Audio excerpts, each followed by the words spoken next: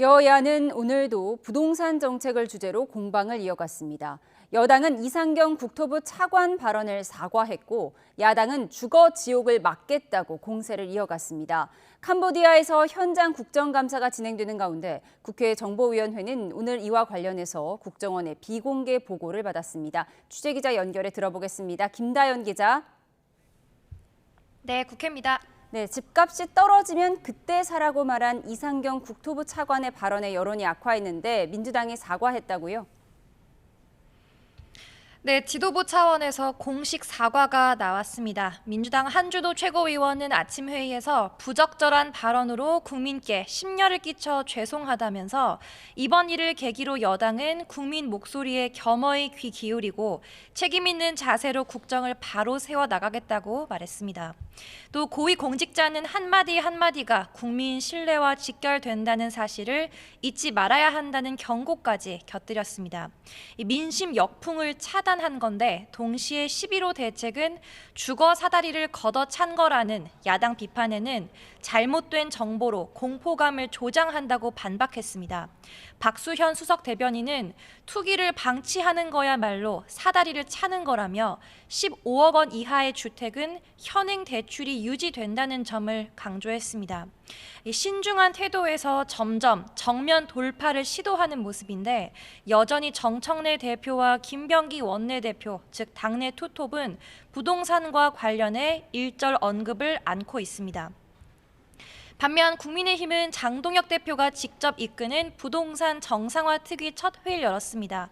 특위는 회의장 배경에 나는 되고 너는 안 된다는 현수막을 걸었는데 민주당 원내대표와 국토부 차관은 갭 투자로 주요 지역 부동산을 가졌으면서 국민에게는 못하게 한다는 위선을 꼬집었습니다.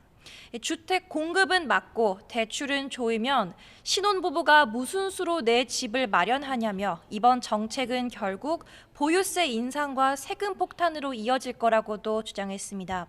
국민의힘은 이렇게 중앙당 차원의 특위뿐만 아니라 서울시당 차원의 주거 사다리 정상화 특위, 이른바 주사위도 꾸려서 투트랙으로 공세를 이어간다는 계획인데 관련 발언 듣고 오겠습니다. 국민의힘은 내 집 마련의 꿈을 죄악시하며 현금 부자의 부동산 천국을 위해 국민에게 주거 지옥을 강요하는 이재명 정권과 민주당의 위험한 폭주를 반드시 막아내겠습니다.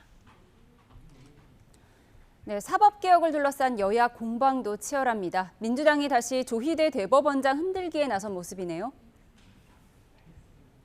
네, 앞서 청문회와 국정감사 전국 때 조희대 대법원장의 사퇴까지 요구하는 게 아니라고 거듭 강조했던 민주당인데요.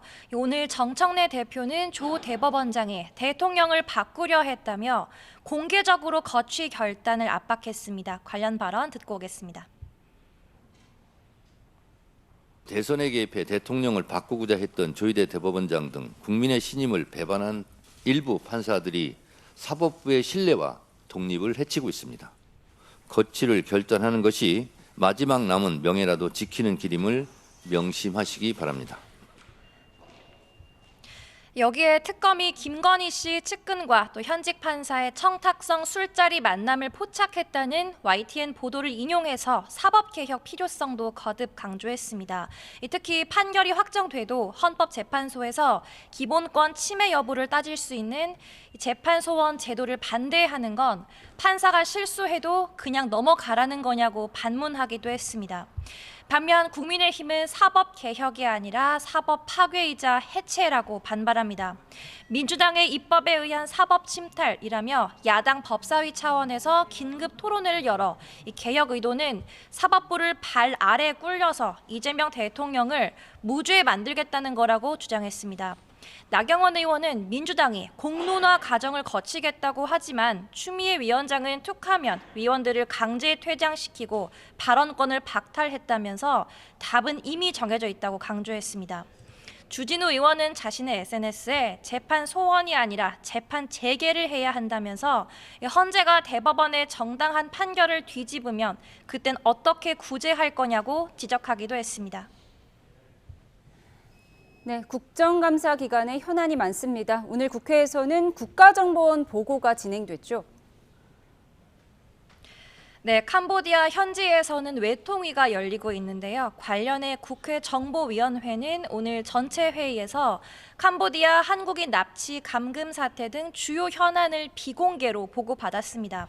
우선 국정원은 캄보디아 범죄 단지에서 고문을 당해 숨진 한국인 대학생 사건의 주범이 2년 전 강남 학원가 마약 사건 총책의 공범으로 확인됐다고 밝혔습니다. 또 캄보디아에서 발생한 스캠 범죄에 가담한 한국인은 최대 2,000명으로 파악됐다고 했는데 여야 설명 듣고 오겠습니다.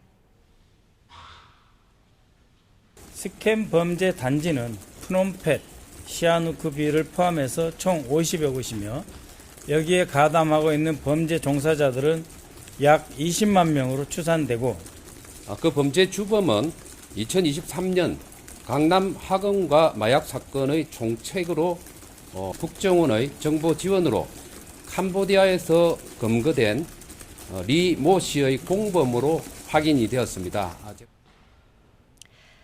또 국정원은 가담자의 경우 100%는 아니어도 피해자라기보다는 피의자나 범죄자로 보는 게 더 정확할 거라고도 설명했습니다.